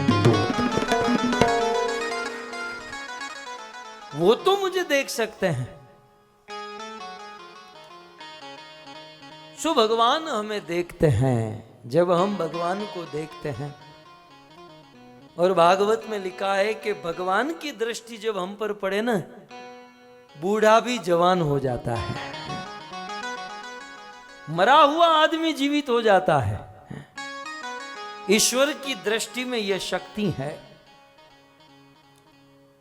रुक्मणी ने बहुत सुंदर कहा, रूपम दृशाम दृशिमताम अखिलार्थ लाभम। आंख मिलने का लाभ यही है कि हम कृष्ण को देखें। एक पल के लिए इतना विचार कीजिए, ये जो हमारी आंखें हैं, आंखों के अंदर जो रेटिना है, जो क्या कहते हैं उसको, गोल छोटी सी कीकी होती है ना, हाँ, जो भी आंखों में जगत को देखने की शक्ति। पहले तो ये आंख किसने दी? ये आंख किसने दी? हमारे माँ बाप ने। यदि माँ बाप आंख देते तो अंधे बच्चे पैदा ही नहीं होते। कौन माँ बाप चाहता मेरा बेटा अंधा हो? आंख देने वाले भगवान, आंख के अंदर दुनिया को देखने की शक्ति देने वाले भगवान है। इन आंखों में सारे जगत को देखने की शक्ति जिसने भरी है, तो क्या इन आंखों से उस भगवान को नहीं देखना चाहिए? जिस भगवान ने इतनी सुंदर आंखें और जगत को देखने की शक्ति दी, उस भगवान को इन आंखों से देखना चाहिए। और यदि नहीं देखते हैं तो ये मात्र आंख, कहते हैं कि मोर पंख में जो वो गोल ये होते ना, वो मात्र बस डिजाइन है, आंख का कोई लाभ नहीं है यदि इन आंखों से हम भगवान को न देखें। और जब हम भगवान को देखते हैं, भगवान हमको देखते हैं, अपनी आंखों से भगवान अमृत भर देते हैं। भगवान हमारे अंदर अमृत को भर देते हैं, क्योंकि भगवान की दृष्टि में लोगों को जीवन देने की भी ताकत है और जीवन हरने की भी ताकत है। वो चाहे तो अपनी दृष्टि से जीवन दे दे और चाहे तो अपनी दृष्टि से जीवन ले ले। और इस बात के साक्षी हैं पितामह भीष्म। अंतिम समय में भगवान को स्तुति करते हुए भीष्म ने क्या कहा? सपदि सखी वचो निशम्यमध्ये निज परयो बलयो रथम निवेश्य स्थितवती परसेनिकायुरक्ष्णा ऋतवती पार्थ सखेरति ममास्तु। पितामह भीष्म कहते हैं, कृष्ण मैंने मेरी आंखों से देखा है कि जब अर्जुन ने कहा कि दोनों सेनाओं के बीच में मेरा रथ खड़ा करो, तो आप तुरंत दोनों सेनाओं के बीच में अपना रथ लेकर आए। सपदी सखी वचो निशम्य मध्य, अपने रथ को दोनों सेना के बीच में निशम्य आवेशित कर दिया। और निज पर योर बल यो रथम निवेश्य, जब रथ खड़ा हो गया तो स्थितवती, वहां पर खड़े हुए पर सैनिक, दुर्योधन की सेना के जो सैनिक थे, आपने अपनी आंखों से हृतवती, कृष्ण आपने दुर्योधन की सेना को एक दृष्टि से क्या देखा? आप अपनी आंखों से दुर्योधन की सारी सेना को विध्वंस कर दिया। दुर्योधन की सेना के प्राण को हर लिया। क्या युद्ध अर्जुन ने किया? पितामह भीष्म शरशय्या पर सो रहे, कह रहे हैं अर्जुन ये मत समझना तूने युद्ध किया, युद्ध तो मेरे केशव ने किया, युद्ध तो कृष्ण ने किया। मैंने मेरी आंखों से देखा है, जब रथ दोनों सेना के बीच में आया और कृष्ण ने अपनी दृष्टि, एक दृष्टि जब हमारी सेना की ओर घुमाई, कृष्ण ने अपनी दृष्टि से ही दुर्योधन की सेना की आयुष्य को हर लिया। अर्जुन तूने तो मात्र यश लिया, यशो लभस्व, अर्जुन यश पा गया, बाकी युद्ध तो मेरे कृष्ण ने किया, अपनी आंखों से विध्वंस कर दिया। इनकी दृष्टि में लोगों को मारने की ताकत भी है और दूसरों को जिलाने की ताकत भी है। ऐसे भगवान श्री कृष्ण को, ऐसे भगवान के रूप को अपनी आंखों से देखना, यह मनुष्य जीवन का सौभाग्य है।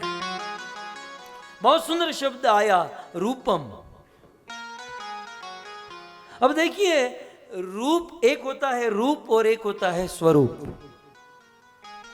समय बहुत कम है, जल्दी जल्दी समझ जाइएगा। एक होता है रूप, एक होता है स्वरूप।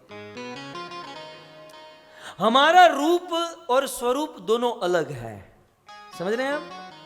हमारा रूप क्या है? हमारा रूप पंच महाभूत से बना हुआ यह देह है, ये हमारा रूप है, जिसमें पृथ्वी जल अग्नि वायु आकाश लगा हुआ है। ये 10 इंद्रियां, ये देह है। हमारा रूप पंच महाभूत का है और हमारा स्वरूप अलग है। स्वरूप जो है, जीवेर स्वरूप है कृष्णेर नित्य दास, सच्चित आनंद से आत्मा बनी है, ये हमारा स्वरूप है। हमारा रूप और स्वरूप अलग है, लेकिन कृष्ण का रूप और स्वरूप दोनों एक ही है। कृष्ण के रूप और स्वरूप में कोई भिन्नता नहीं है, वो दोनों एक ही है, वो सुपर सोल है। कृष्ण का शरीर पंच महाभूत से नहीं बना, कृष्ण का शरीर ही सच्चित आनंद से बना हुआ है। इस संसार में हमारा रूप यदि हम रात दिन देखें, रूप देखकर मोह होता है और स्वरूप देखकर मोक्ष होता है। रूप देखकर, ये शरीर को देखकर मोह होता है, लेकिन स्वरूप को देखकर मोक्ष मिलता है। रूप देखकर आसक्ति होती है, स्वरूप को देखकर विरक्ति होती है। रूप नश्वर है, लेकिन स्वरूप शाश्वत है। हमारा क्या है ना, हम हमारे रूप को ही सजाने में पड़े हैं। हम हमारे रूप को ही सजाने में पड़े, और रूप तो नश्वर है। रूप को सजाने से कुछ नहीं होने वाला। कुछ करना चाहते हैं तो स्वरूप को सजाओ। नहीं समझोगे आप, क्योंकि उसके लिए चौथा माला चाहिए। इसलिए प्रहलाद महाराज सिंपल दृष्टांत देते हैं, इससे आप समझ जाओगे। प्रहलाद महाराज दृष्टांत देते हैं, हम रोज सुबह नहा धोकर कांच मिरर के सामने खड़े रहते हैं, ठीक है, और फिर हमें थोड़ा श्रृंगार करना है। तो श्रृंगार जब हम करते हैं तो हम कांच को सजाते हैं कि हमारे शरीर को सजाते हैं? हम हमारे शरीर पर बिंदी लगाएंगे तो वह कांच पर अपने आप लग जाएगी, लेकिन कुछ लोग कांच पर बिंदी लगाए तो बिंदी कांच के ऊपर ही रहेगी, हमारे ऊपर नहीं आएगी। ध्यान से सुनिए, हमारे शरीर के ऊपर बिंदी लगाए तो हमारे ऊपर भी बिंदी आएगी, उस प्रतिबिंब कांच में भी बिंदी आएगी। लेकिन कांच में जो प्रतिबिंब दिख रहा है उस पर बिंदी लगाओगे तो केवल वहीं पर रहेगी, हमारे ऊपर नहीं आएगी। रूप और स्वरूप में यह भेद है। हमारे रूप को सजाएंगे तो केवल रूप ही सजेगा, स्वरूप नहीं सजेगा। और सच कहें, कांच पर बिंदी लगाए तो न हमारे ऊपर बिंदी रहेगी न कांच के ऊपर, क्योंकि जैसे ही हटेंगे तो वो बिंदी वो तो कांच ही के ऊपर रही, हमारे रूप के न रूप न स्वरूप।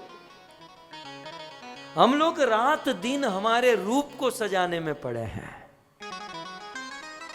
हमारे रूप को सजाना, इस शरीर को खिलाना पिलाना, शरीर को सजाना, ये कैसा है? ये कांच के ऊपर बिंदी लगाने के बराबर है। लेकिन यदि हम हमारे स्वरूप को सजाए, अर्थात आत्मा के लिए कुछ करें, जीव का स्वरूप है भगवान का दास बनकर रहना, यदि हम हमारी भगवान की दास्तां निभाए या भगवान की सेवा करें तो हमारा स्वरूप भी सुधर जाएगा और रूप भी सुधर जाएगा, हमारा शरीर भी सुखी हो जाएगा, आत्मा भी सुखी हो जाएगी।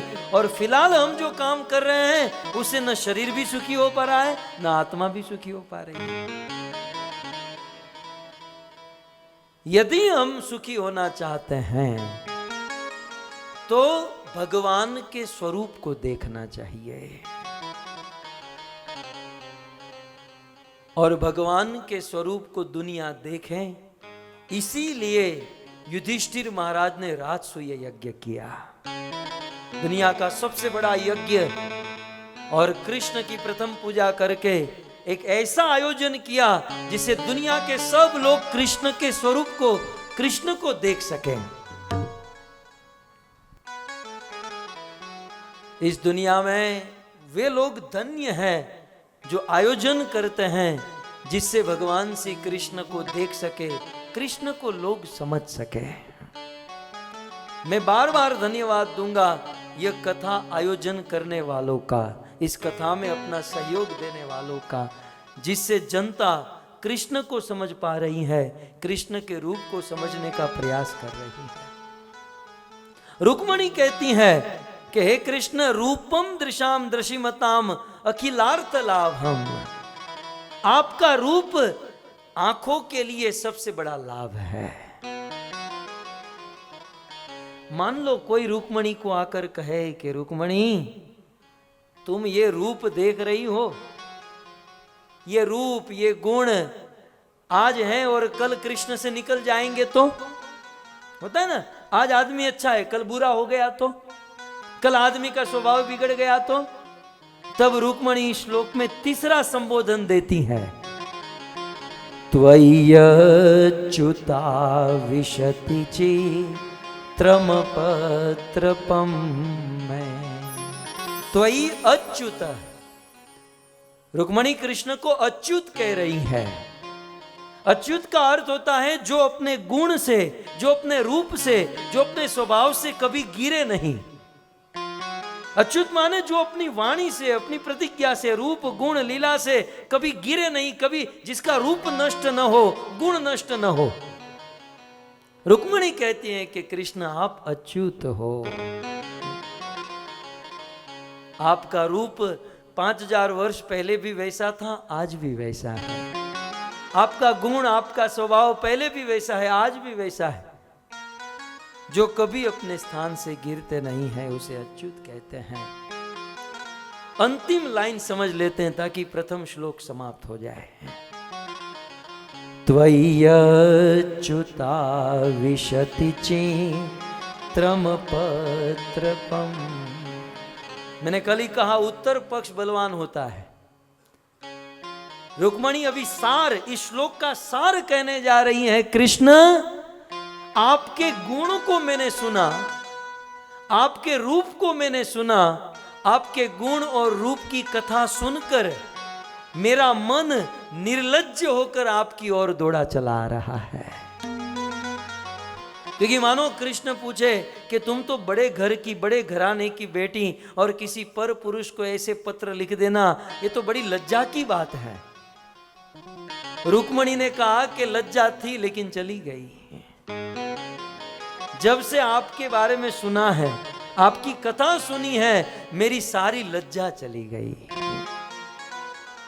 इस दुनिया में सबसे बड़ा है रोग, सबसे बड़ा है रोग, क्या कहेंगे लोग। ये लज्जा जो है ना, सबसे बड़ा रोग है। वैसे स्त्रियों के जीवन में लज्जा ये एक आभूषण माना गया है। केवल गहना ही, ऑर्नामेंट ही आभूषण नहीं है। स्त्रियों के लिए लज्जा को बहुत बड़ा आभूषण कहा गया। लेकिन कृष्ण को प्राप्त करने के लिए लज्जा चली जाए, ये जो है ये उससे भी बड़ा आभूषण है। तो आज देवी रुक्मणी कहती हैं कि जीवन में लज्जा तो थी कृष्ण, मुझे लेटर लिखना नहीं था, लेकिन आपके गुण सुने, आपके रूप के बारे में हमने सुना, जिससे मेरे जीवन में सारी लज्जा चली गई।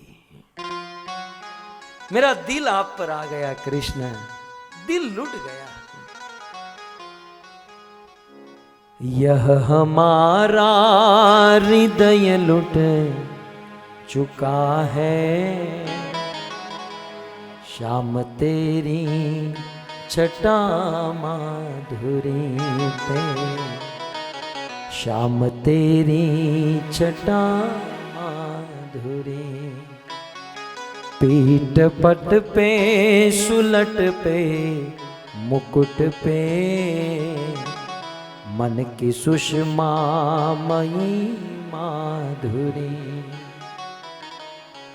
लालन एक विनय सुनियो, मेरी गली में तुम आइयो ना। गोपिया कहती है कृष्ण एक बात हमारी सुन लो कि हमारी गली में तुम मत आना। लालन एक विनय सुनियो, मेरी गली में तुम आइयो ना। आइयो तो अधराधर से, मुरली मंद बजाइयो ना, मुरली मधुर बजाइयो ना। कृष्ण यदि आप आ गए तो मुरली मत बजाना, और यदि आप हमारी गली में आ गए और मुरली बजा भी दिए तो मुस्कुराते हुए गीत मत गाना। और कृष्ण आ भी गए, मुरली बजा दी और गीत भी गा लिए, तो फिर एक बार आ गए, आइयो तो फिर जाइयो ना। आइयो तो फिर जाइयो ना। एक बार आ गए तो फिर वापस मत चले जाना। इस प्रकार कृष्ण आपके गुण रूप को सुनकर, देखकर आज मेरा दिल लुट गया और निर्लज्ज होकर मैं आपकी ओर दौड़ी चली आई। अब ये मत समझना रुक्मणी कोई साधारण परिवार की लड़की है, बहुत ऊंचा खानदान। रुक्मणी के द्वारा ये पत्र लिखना ये बहुत बड़ी बात हो गई थी। और शास्त्रीय भाषा में कहूं तो रुक्मणी दक्षिण नायिका है। दो प्रकार की नायिका, दो प्रकार की पत्नी होती है, एक सरल और एक माथा भारे, मतलब कड़क। दो प्रकार की नायिका, एक दक्षिण नायिका, एक वाम नायिका। वाम नायिका जो होती है हमेशा रूठती रहती हैं, पति को परेशान करती रहती हैं, लेकिन जो दक्षिण नायिका होती है वो कभी नहीं रूठती। रुक्मणी दक्षिण नायिका है, बिल्कुल सरल स्वभाव, नम्र स्वभाव, सुसंस्कारी। दशम स्कंद के 60वें अध्याय में रुक्मणी के ये स्वभाव का वर्णन है। एक दिन कृष्ण और रुक्मणी दोनों सोने के पलंग पर बैठे थे। रुक्मणी पीछे बैठी हैं, कृष्ण खड़े हो गए और धीरे धीरे चलते चलते बोलने लगे, रुक्मणी एक बात बताऊं, दिल से कहता हूं, तुमने जीवन में सारे काम अच्छे किए, लेकिन एक डिसीजन गलत ले लिया। क्या? मेरे साथ शादी करके तुमने बहुत बड़ी गलती कर दी। देखिए ये लीला शिव जी को बहुत पसंद है। कृष्ण क्या कहते हैं कि मेरे साथ शादी करके तुमने बड़ी गलती कर दी रुक्मणी, कम से कम मेरा बैकग्राउंड तो चेक करती। मैंने बचपन में चोरी के अलावा कुछ नहीं किया, और तुमने ये सोचा होगा कि मेरे फ्रेंड सर्कल बहुत अच्छे होंगे, हम लोग उनके साथ रहेंगे, घूमेंगे। मेरा फ्रेंड बाजू पोरबंदर का सुदामा, फक्कड़, भिखारी, न तो मेरा फ्रेंड सर्कल कोई अच्छा है, न मेरा बैकग्राउंड अच्छा है, और मेरा रूप काला कलूटा। तुमको तो कोई भी अच्छा लड़का मिल जाता रुक्मणी। अभी भी रुक्मणी समय ज्यादा नहीं बीता है, और सबसे बड़ी बात बताऊं, आज नहीं तो कल बच्चे होने वाले हैं, बच्चे होंगे तो जब भी बच्चे का वेकेशन होता है तो मामा नु घर केटले। हाँ, बच्चे का जब वेकेशन होता है तो मामा के घर पर जाता है। रुक्मणी हमारे बच्चे हुए तो मामा के घर पर जाने का कोई प्रश्न ही नहीं, क्योंकि मामा तेरा जरासंध, अपना ये रुक्मी, और मैं तो तुझे भगा कर लाया हूं। बच्चे को मामा का भी सुख नहीं मिलेगा। रुक्मणी ये सब गड़बड़ है, सच कहता हूं। तुम ये कृष्ण ऐसे बोलते बोलते चल रहे थे, तब तक तो धड़ाम करके आवाज आई, पीछे मुड़ कर देखा, रुक्मणी मूर्छित होकर गिर गई। कृष्ण रुक्मणी के पास गए, पानी छिड़के, बोले मैं मजाक कर रहा था, रुक्मणी उठो उठो, मजाक कर रहा था। आधे घंटे के बाद होश आया और कहा आज के बाद ऐसी मजाक कभी मत करना।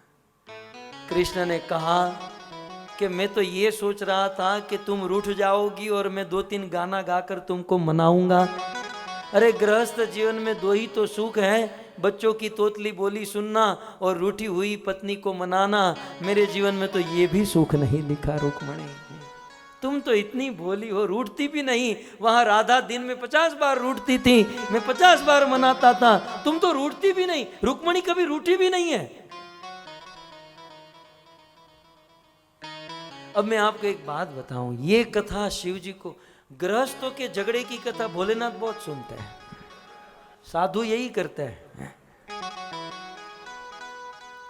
दक्षिण भारत में कोटियूर नाम का एक शहर, एक गांव है, और वहां पर शिव जी 2 महीने के लिए दर्शन देते हैं। मंदिर जो है 2 महीने तक खुला होता है दक्षिण भारत में, कोटियूर में। एक बहुत बड़े भगवान कृष्ण के भक्त जिसका नाम था पुंथानम, सुना है? पुंथानम जी भागवत बहुत अच्छा बोलते थे।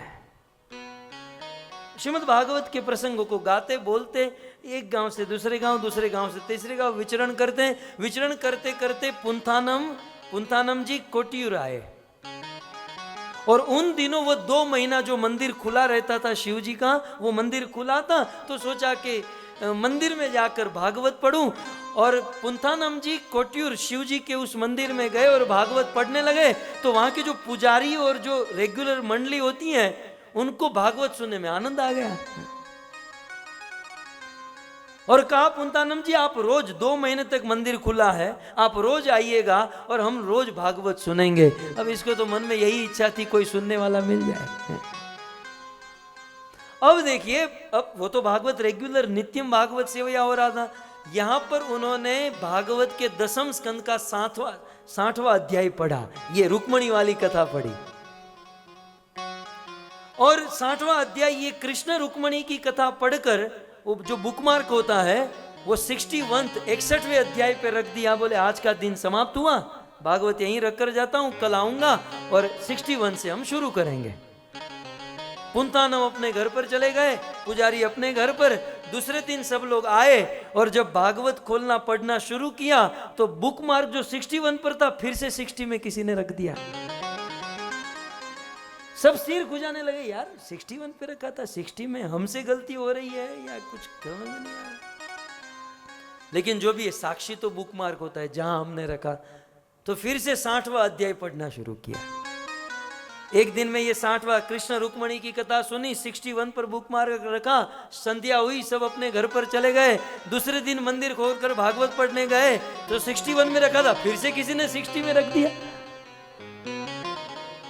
भक्तों, कल का इतिहास लगातार 2 महीने तक कृष्ण रुक्मणी की कथा चली। एक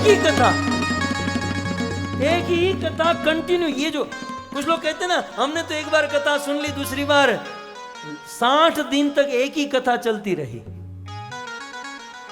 अब 60वां दिन मंदिर बंद होने का समय, अब 1 साल तक मंदिर बंद रहने वाला है। अब सच कहूं, वो जो बुक मार के ना शिव जी बदल देते थे। शिव जी प्रकट होकर रात को एक सेट से निकालकर 60वें में रख देते थे, क्योंकि उनको ये कृष्ण रुक्मणी की कथा बड़ी पसंद थी शिव जी को। तो अब मंदिर बंद होने की तैयारी, मंदिर बंद। अब ये तो रोज का अनुभव हो गया, भागवत छोड़कर सब घर चले गए, और दूसरे दिन पुंतानम आए तो देखा मंदिर बंद। अब 1 साल के बाद मंदिर खुलेगा, लेकिन उनका जो भागवत था वो अंदर रह गया।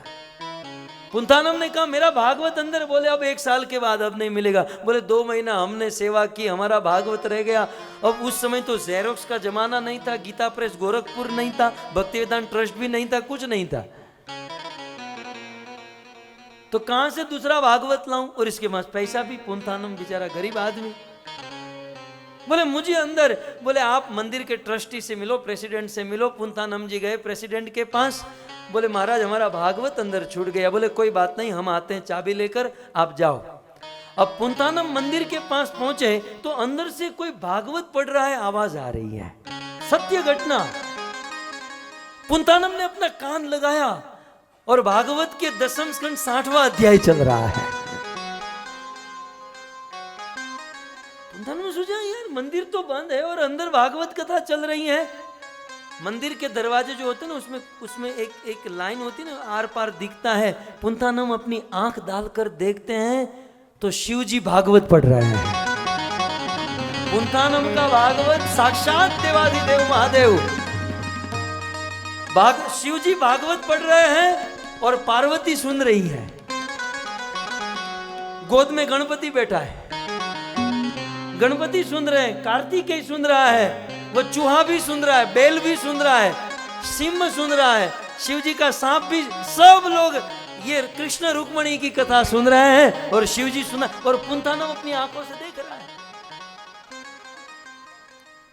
और भागवत, अब वो तो चाबी की इंतजार कर रहा है कि चाबी लेकर आए, खोले, मेरा भागवत मुझे मिले। तब तक पुंतानम ने देखा शिव जी भागवत पढ़ते पढ़ते ये कृष्ण रुक्मणी की कथा समाप्त हुई। इति श्रीमद् भागवते महापुराणे परमहंसायाम संहितायाम 60वां अध्याय समाप्त। शिव जी ने कहा, तो अब वो क्वेश्चन आंसर होता ना हमारे इस्कॉन में, तो पार्वती बोली पतिदेव आपने रुक्मणी कृष्ण की कथा, ये सत्य घटना, वो पुंतानम सुन रहा है। पार्वती बोली पतिदेव आपने कथा तो सुनाई, लेकिन 2 महीने से जो पुंतानम सुना रहा था वैसा आनंद नहीं आया। अब देखो, पत्नी, दुनिया कुछ भी कहे, पत्नी तो अपने पति से कह सकती है। पार्वती ने कहा कि वो 2 महीने से पुंतानम से जो हम सुन रहे थे ना, आप में अच्छा नहीं लगा। तो गणेश जी गोद में बैठे थे। हाँ माँ, मम्मी सच बोल रहे हो मम्मी, ये इतना मजा नहीं आया। अब गणेश तो अपनी माँ का ही था। कुछ बच्चे माँ के ही होते हैं। कार्तिकेय ने भी कहा बात तो सत्य है पिताजी, वो पुंतानम जैसा आनंद, और पुंतानम सुन रहा है कि अपना नाम हो रहा है अंदर। नंदी बैल ने भी किया, महाराज नहीं, इतना नहीं जमा। सब लोग कह रहे पुंतानम जैसा आनंद नहीं आया। कथा बहुत लंबी है। फिर दरवाजे खुले और पुंतानम गए। पुंतानम भागवत के लिए नहीं रुका। पुंतानम ने कहा भागवत आप रखो, मुझे तो अपना हाथ अपने मेरे मस्तक पर रख दो ताकि ये भागवत में आत्मसात हो जाए, मेरे हृदय में भागवत आ जाए। मैं एक मैसेज आपको देना चाहूंगा, दे दूं? 2 मिनट लेना चाहूंगा। इस कथा का सार मैं आपको बता दूं। और कुछ आपको इस कथा में याद रहे या न रहे, लेकिन ये कथा शिव जी रोज सुनते हैं। एक पॉइंट आप पकड़िएगा, उसे समझने का प्रयास कीजिएगा। पत्र रुक्मणी ने लिखा। प्रॉब्लम में कौन? रुक्मणी थी, ठीक है। लेकिन अरज कौन कर रहा है? ब्राह्मण, है ना। सारी प्रॉब्लम, सारा दुख रुक्मणी को था, लेकिन रुक्मणी की ओर से वो ब्राह्मण कृष्ण को कह रहा है कि रुक्मणी की ये स्थिति है, ये प्रॉब्लम है, और आप जरा उनको देखिए। और प्रसंग में आगे हम सुनेंगे कि जब ब्राह्मण ने ये पूरा पत्र पढ़ लिया और सारी सिचुएशन बता दी और कहा कि अब आपके हाथ में है केशव, अब आपके हाथ में निर्णय। कृष्ण ने कहा आप चिंता मत करो, मैं अभी रथ निकालता हूं। ब्राह्मण जैसे जैसे काष्ठ को रगड़कर अग्नि प्रकट करते हैं, वैसे मैं शिशुपाल, मगध नरेश, चेदी नरेश, सारी सेना को रगड़कर रुक्मणी को हासिल। आप चिंता मत करें। प्रसंग का सार इतना है भक्तों कि रुक्मणी ने डायरेक्ट यदि कृष्ण को कुछ कहा होता ना, शायद कृष्ण रुक्मणी का नहीं मानते, न मानते। लेकिन रुक्मणी की बात वो ब्राह्मण ने किया, तुरंत कृष्ण ने एक्शन लिया। हम यदि डायरेक्ट भगवान को पुकारे, हम यदि डायरेक्ट कृष्ण से कुछ मांगे, कुछ अर्ज करे, हो सकता है कृष्ण न सुने। लेकिन किसी भक्त के माध्यम से हम किसी भक्त की सेवा करें और वो भक्त हमारे बिहाफ में भगवान से प्रार्थना करे, तो भगवान तुरंत हमारी ओर देखेंगे, तुरंत हमारा काम करेंगे। हमने भगवान को तो पुकार के देख लिया है ना, भगवान को पुकारते हैं, लेकिन एक बार भक्त को पुकार कर देखिए, एक बार भक्त के अनुगत्य में, गुरु के अनुगत्य में रहकर भजन करके देखिए, तुरंत भगवान एक्शन लेंगे। और जो भक्त, ये हमारे इस्कॉन गोपाल कृष्ण मंदिर, ये मदन मोहन मुरलीधर प्रभु, ये उनकी पूरी टीम जो निस्वार्थ भाव से बहरीन की जनता के लिए इतना कार्य कर रही है, कोई स्वार्थ नहीं, ऐसे शुद्ध भक्त आपको दुनिया में कहीं नहीं देखने मिलेंगे। और मैं आपसे इतना ही निवेदन करना चाहूंगा कि रोज नहीं, लेकिन एटलीस्ट शुक्रवार को, छुट्टी के दिन, ऐसे भक्तों के पास मंदिर में जाकर आप भजन करें, भक्ति करें, तुरंत भगवान आपकी सुनेंगे, तुरंत आपकी सुनेंगे। मैं आप सभी भक्तों को निवेदन करूं कि चलो रोज नहीं जा सकते, लेकिन छुट्टी के दिनों में, फेस्टिवल में आप गोपाल कृष्ण मंदिर में अवश्य जाइएगा और इन भक्तों के माध्यम से भगवान को पुकारिएगा। भक्तों के माध्यम से शिल प्रभुपाद के अनुगत्य में जय पताका स्वामी, ये हमारे मंदिर के संचालक, उनको कहना चाहिए क्या सेवा करें, हम क्या कर सकते हैं भगवान के लिए, और उनके अनुगत्य में जब हम सेवा करें, कृष्ण तुरंत हमें प्राप्त हो जाएंगे। रुक्मणी ने डायरेक्ट कृष्ण को नहीं पकड़ा, उस ब्राह्मण के द्वारा मैसेज भेजा। हम और आप किसी शुद्ध गुरु, सदगुरु के माध्यम से कृष्ण के पास जाए, कृष्ण तुरंत एक्शन लेंगे।